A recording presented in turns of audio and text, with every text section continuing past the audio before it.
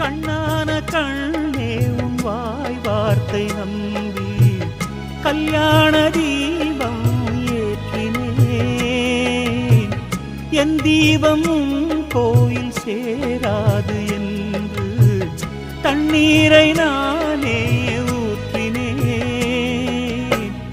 உன்னோடு வாழ இல்லையொரு யோகம், நான் செய்த பாவம் யாரை சொல்வது?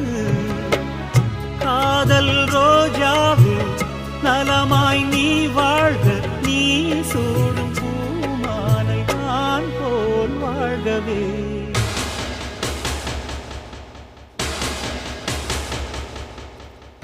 இளவே